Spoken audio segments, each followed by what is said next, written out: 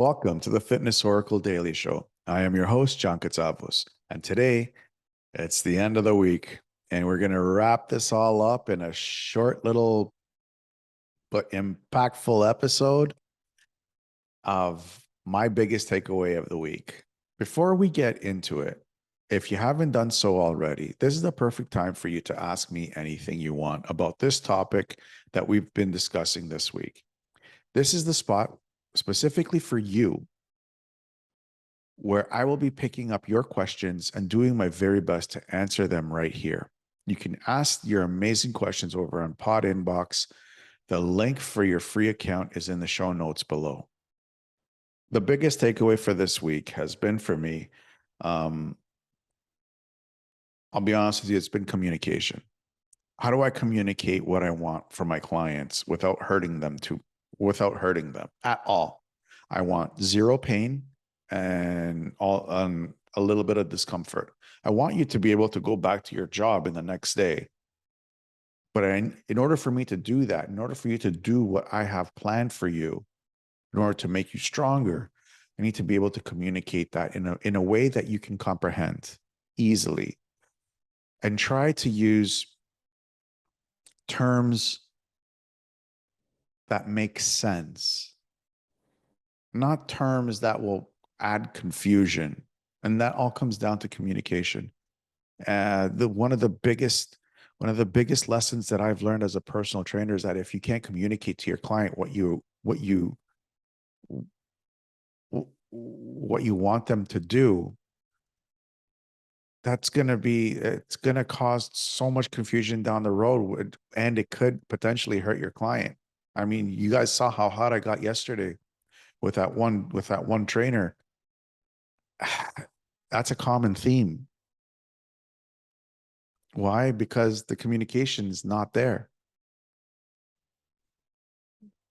So for me, the biggest thing for any trainer to be able to not just be successful, but to move forward with anything is, learn to communicate to your client, learn to express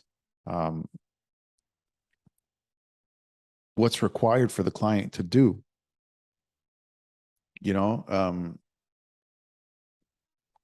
It's the weirdest thing, because we started off the entire week talking about how the body works as a unit rather than individual pieces. But if we can't explain as professional trainers that in its simplicity, then what are we doing? We're using key terms to help explain something that we should spend, an extra 10 seconds to say, you know what, you need to have these guys turned on too. It's important, just so the shoulder doesn't pop out of its place or the spine doesn't go all over the world. And you can walk home, not be carried in bits and pieces to the hospital. So for me, that's the key thing. Is it's not, and I'm putting a lot of blame on the trainer, and it's not just the trainer. The client also has to be able to communicate too, but the trainer also has to listen. That's a whole part of communicating. Both parties have to listen and talk. And it's the weirdest thing, because I wanted to talk about how the body as a unit changes, but if the unit between two people can't function properly and communicate properly, there's nothing you can do for the body. It's the weirdest thing. It's something, and I apologize if I've gotten off that track, especially yesterday. Yesterday gets me. When I think about that stuff, it just really, really annoys me, and I go off on really bad tangents.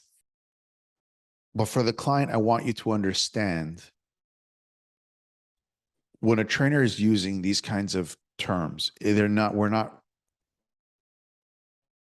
we're not trying to tell you to just use this.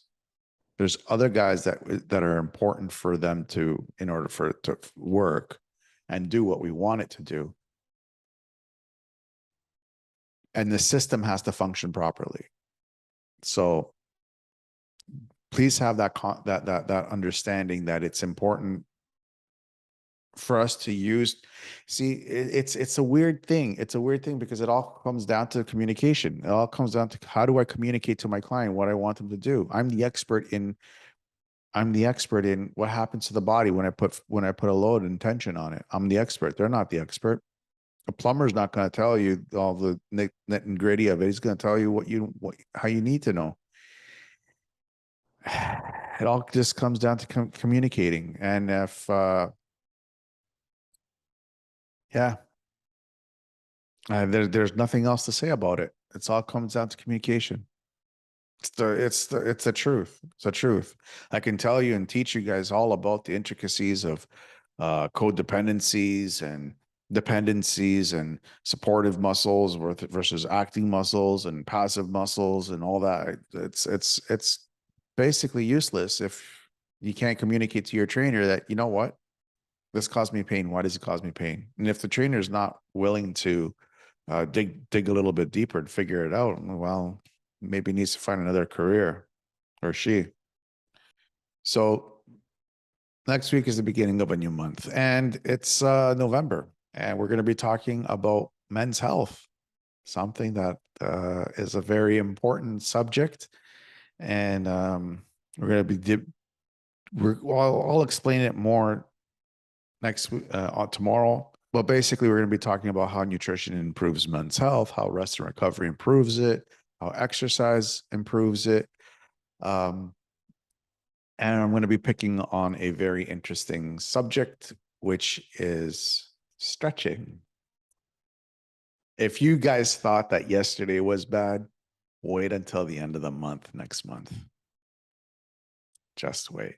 And we're going to have a special promo, special week kind of thing at the end of the month, because there's 5 weeks in November, and we're going to be talking about mental health and how to help improve men's mental health through exercises and all that stuff. We're just going to kind of recapping everything. So you guys be awesome, and I'll see you guys tomorrow. You guys have an awesome day.